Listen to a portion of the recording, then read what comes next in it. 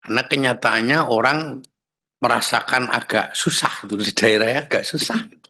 Tapi bertumbuh seperti ini gitu. Saya pun sendiri melihat ini ada keraguan survei yang dilakukan BPS.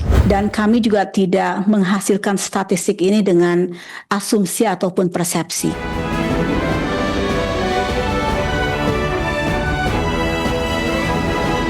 Pemirsa, anggota Komisi 10 DPR RI ramai-ramai mempertanyakan data pertumbuhan ekonomi kuartal 2 2025 sebesar 5,12% secara tahunan. Ya, Komisi 10 DPR menilai data yang muncul tidak mencerminkan kondisi ekonomi yang sedang dirasakan masyarakat. Dalam rapat dengar pendapat dengan Kepala Badan Pusat Statistik Amalia Adininggar Widyasanti, anggota Komisi 10 DPR RI ramai-ramai mempertanyakan data pertumbuhan ekonomi kuartal 2 2025 yang mengejutkan banyak pihak. Pasalnya capaian pertumbuhan ekonomi kuartal 2 2025 tumbuh di luar perkiraan konsensus pakar atau ekonom dengan besaran 5,12% secara tahunan. Jumlah anggota Komisi 10 meminta Kepala BPS terkait metodologi yang digunakan hingga berbeda jauh dari proyeksi konsensus ekonom. Komisi 10 DPR RI mengaku prihatin dengan mencuatnya keraguan banyak pihak terhadap rilis data pertumbuhan ekonomi oleh BPS. Pasalnya data yang muncul tidak mencerminkan kondisi ekonomi yang sedang dirasakan masyarakat dan sangat jauh dari margin of error proyeksi para ekonom. Karena kenyataannya orang merasakan agak susah gitu, di daerahnya agak susah. Tapi bertumbuh seperti ini gitu. Nah, mungkin bisa dijelaskan ya, kami ini bisa menjelaskan pada publik tentang metodologi singkat, di mana posisi pertumbuhan itu yang paling sentral. Misalnya seperti itu. Kalau saya mengatakan bahwa memang perlu prihatin, dan saya mohon maaf kepada BPS, saya pun sendiri melihat ini ada keraguan survei yang dilakukan BPS. Keraguan ini tentu dengan banyaknya data yang juga kita bisa melihat kondisi-kondisi sekarang.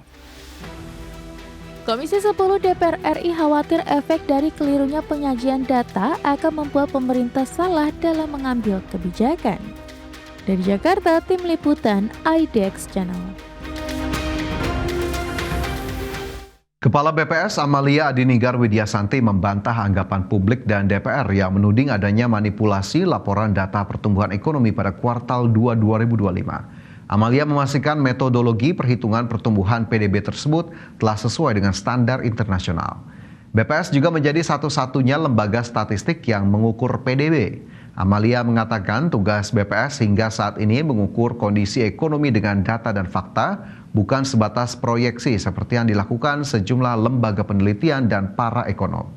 BPS melakukan pengumpulan data dari hasil survei yang dikumpulkan, termasuk data administrasi lainnya.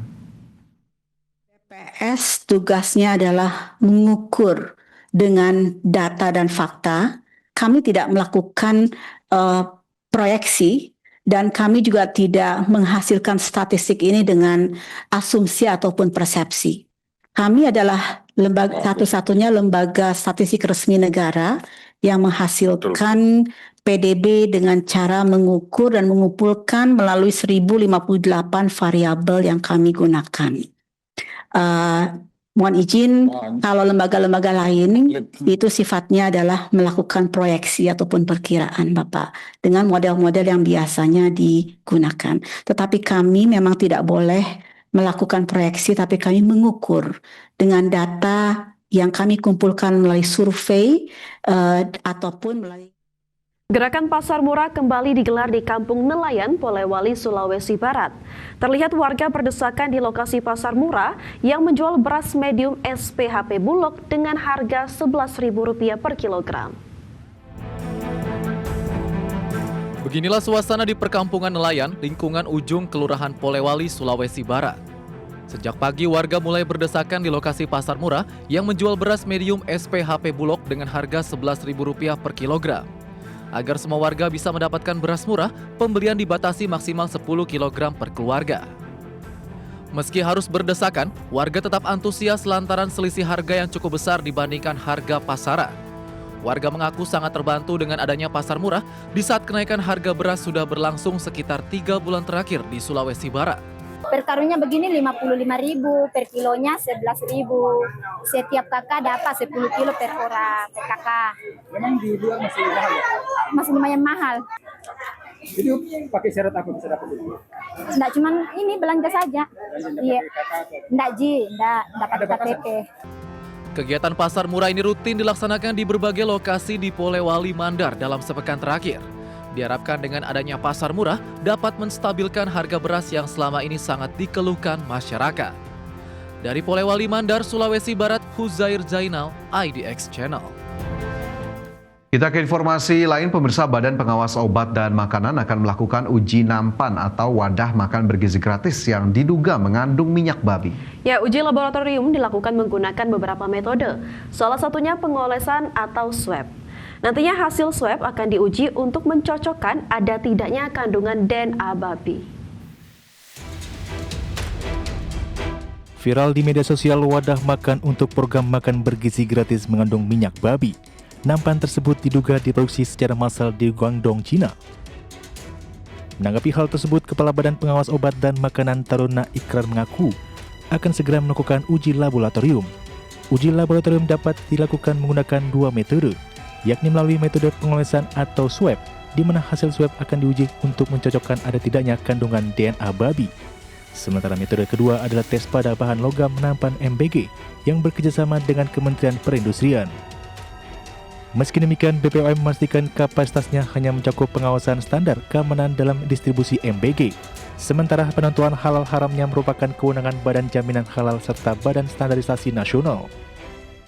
Badan POM akan menindaklanjuti isu ini dalam bentuk akan mengetes. Karena kan ada 2 model kita bisa mengetes. Kita punya laboratorium dan laboratorium kita memungkinkan untuk mengetes itu. Pertama, tesnya yang berhubungan dengan yang kita sebut dengan kalau cuma dioleskan berarti cukup lewat swab tes. Untuk selanjutnya kita lakukan pengujian DNA. Sebelumnya viral di media sosial laporan dari Indonesia Business Post Heng melakukan investigasi di wilayah Chaoshan bagian timur provinsi Guangdong, Cina yang diduga importir nampan untuk program MBG di Indonesia. Tim Business Post melaporkan penemuan 30 hingga 40 pabrik yang produksi food tray atau wadah makanan untuk pasar global termasuk salah satunya program MBG di Indonesia. Laporan tersebut juga mengklaim penemuan dugaan praktik pemalsuan label Made in Indonesia dan logo SNI pada nampan yang sebenarnya diproduksi di Cina, serta adanya indikasi penggunaan minyak babi atau lard dalam baki yang diproduksi. Dari Jakarta, Raniston Sanjaya, Tim Liputan IDX Channel. Ya, kalau dari sejumlah informasi tadi, Vin, yang cukup menggelitik adalah bagaimana kemudian adanya dugaan nampan atau wadah dari makan bergizi gratis yang biasanya kita lihat begitu ya, berbahan dasar aluminium ataupun stainless steel. Ini ternyata diduga mengandung minyak babi. Tidak hanya itu saja, ternyata ini disebut juga nampannya tulisannya Made in Indonesia, padahal dibuatnya di China sana, di pabrik yang memang ada di sana, tapi dilakukan pelabelan Made in Indonesia. Jadi sepertinya ini kalau memang dilakukan secara sistematis, ini kebohongannya berlapis, dan apakah kemudian ada indikasi korupsi juga di sana. Nah, ini juga harus kita cari tahu. Saya sempat bingung sih gimana bisa ya made in China tapi tulisannya bisa made in Indonesia ya. Nah, itu harus dipertanyakan ya, berarti masuknya bisa jadi ilegal atau bagaimana. Dan juga saya lihat juga langkah BPOM untuk melakukan uji laboratorium ini sudah tepat untuk meredakan keresahan masyarakat. Ya, jika memang itu mengandung minyak babi ya sangat merugikan masyarakat, khususnya masyarakat yang muslim ya. Dan kita lihat saja semoga memang dari uji labnya juga transparan dan tidak ada rekayasa.